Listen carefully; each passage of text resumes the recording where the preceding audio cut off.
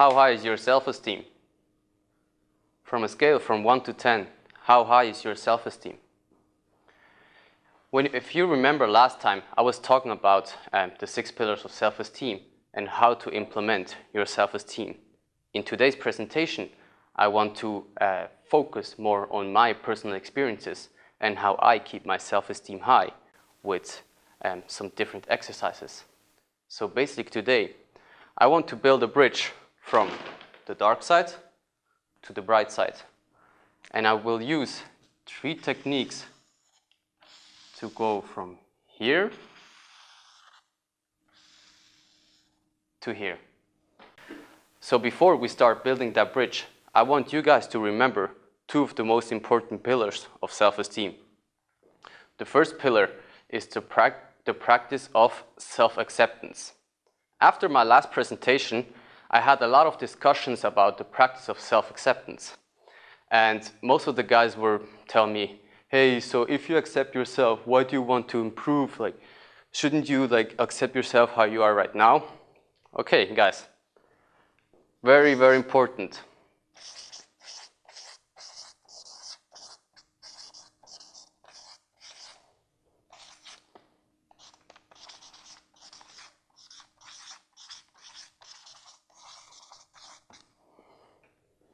Self-acceptance does not exclude self-improvement. This is very, very important to understand. Actually, self-acceptance leads to self-improvement. In order to have a very, very improvement of yourself, you have to first accept where you are and what kind of person you are, to then go further and then improve yourself in your personal journey to your life purpose. And so at the end, it's not about just improving yourself without any base. The self-acceptance is the base in order to improve higher. So let's start building that bridge. The first exercise I do in order to keep my self-esteem high is basically, I just read a lot. Let's write that down. Why reading? Reading actually helps myself to raise my consciousness. And if you remember, the practice of living consciously is the first and most important pillar of self-esteem. So I read, and read. And I brought you some examples here, just so you get a little bit of a feeling what kind of books I read. I'm sure you know this book, How to Win Friends and Influence People by Dale Carnegie. Did you know that Benjamin Franklin was basically an asshole before he went on his life journey? One of his friends, he pulled him aside and he told him, hey man, every time you start discussing with your friends, you're not making yourself very popular among your friends with the way you're talking to them.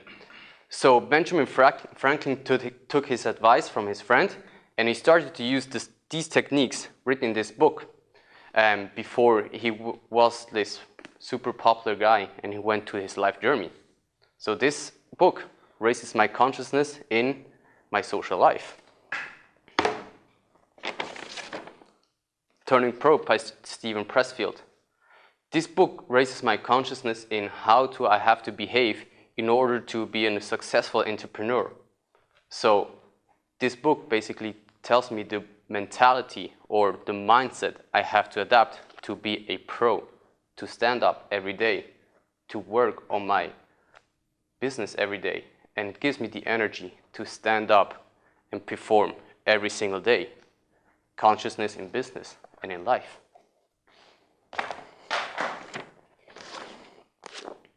This book, Diet Cults by Matt Fitzgerald. So, which diet cult are you in? Basically, he trashes every single diet cult, and I tried some diet cults. I tried paleo, I tried some other things. And at the end, it's not about which diet cult you follow, but it's about living healthy. So this book raises my consciousness in my pillar of health. Those are just 3 little examples on books I read to raise my consciousness and also just keep on turning my mind on and being more aware of about my life. The second exercise I do It's not an exercise, it's more of a way of living.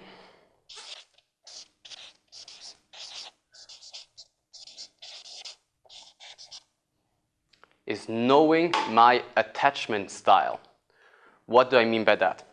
I want to reference on the last book today, and it's called Attachment by Amir Levine and Rachel Heller. This book describes the 3 types of attachment a person can have. First type is the secure type. Second type is the anxious type. And the third type is the avoidant type. And people ask me, well, can you categorize all humanity in 3 categories in attachments? Yes, you can. It's very easy. The avoidant type is basically the guy that is not always fully committed to the relationship, that he might love someone, but at the end he always thinks, maybe there's another relationship out there and I'm not 100% committed to the relationship. The anxious guy is the guy that is always attached to someone because he fears that he loses this relationship and always tries to overdo and always tries to, be with that person and basically lives in fear of this relationship ending. And the secure type is basically the cool dude that is in a relationship, doesn't like think a lot on it and just enjoys the relationship. And all my life I was always the avoidant type, and a lot of relationships suffered on it, and I never exactly knew why it suffered. I was like, maybe it was the other girl, it was her fault. But after reading this book, I realized, no, all these mistakes I've been doing, they were solely on me. And I was always the avoidant type, and I was always like leaving the back door open for a better relationship maybe, or for a better girl. And this book describes really good strategies on how to avoid that and how to become the secure type. And today I can say I'm not in a relationship, but I really want to be in a relationship, not desperately, but just because I now know that I can actually apply some strategies in order to have a secure and healthy relationship. And today I'm so secure that I actually, this emoji WhatsApp that sends the heart kiss? You know that, right? So there's a pillow that actually has the face of this emoji WhatsApp. And I actually bought one of these pillows for my next girlfriend that I don't know yet who it is. So for the next relationship I'm in, I'm just going to give it to her. And this pillow just basically is my reminder for what I want to achieve in my next relationship. And this book is so powerful. I brought something special, or better said, I want to give this book to one of you guys that actually wants to read this book and maybe just by listening right now thought, maybe this could be something for me. Not because maybe you're the secure type, but maybe your girlfriend is an avoidant type and want to help in this relationship. So guys, who wants to have this book? Whoa, okay. I'm gonna give it to you. Read this book, enjoy, tell me your experiences. You just have to buy it. It's a very good book. So I hope it will have the same effect on you as it had on me. And I'm sure it will. Good. The next thing, and this is the most important thing, so try to listen carefully.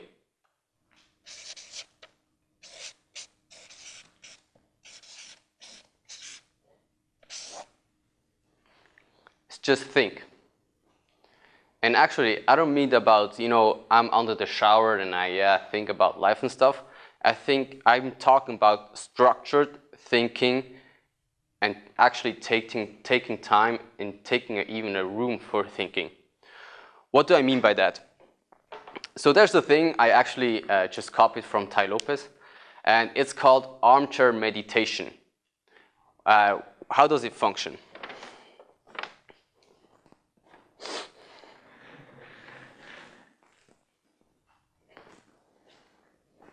So, basically you have a designated room or a designated area or space, and you set a timer, 20 minutes. And in these 20 minutes, you take one topic, and you think about that single topic for 20 minutes. So I want to take a real life example that I had in the beginning of this year, 2016, and I want to tell you how did it go and how did I find my decision on what I had to do or not. So I was involved in this startup, and this startup, let's say the team or the progress was not there. So I thought that I sat down and I was thinking, okay, this is not going very, very fast, or it's not going at all. Why is that? And always ask yourself why. Why? Ask yourself a second, third, fourth, or fifth time, why? Why don't we have a progress? So yeah, 2 other people were also involved in that startup, and both were working full-time. So yeah, maybe they're not very committed, but is it? Why are they not committed? Well, actually, they were committed, but they just were working 100%. Each person that works 100% knows that time is limited, and so in weekends you have to do stuff, so maybe they don't have a lot of time. So is it really their problem? So I was going down this path on thinking about if they were committed until I really actually came to the conclusion that it's not their problem, that it might be my problem. So I was thinking about myself. So am I committed? Yeah, maybe. Do I want to do this in this startup for the next 5 years? What if yes? What if no? And always go down, go down. And then I thought, okay, if I go this for 5 years, is it something I'm really passionate about? At the end, I needed about 3 sessions of thinking on that startup, on is this really my passion, and if I want to do this really. And at the end, I came to the conclusion that it's basically not what I want to do, and I just called up these guys. I remember it was after the lifestyle design convention, and where I really had also a lot of time to think about myself. And I called up these guys and I said, hey, this is not going to work, so I'm leaving this project. I wish you good luck. And they were really happy that I told them. And so we just continue staying good friends. There it is.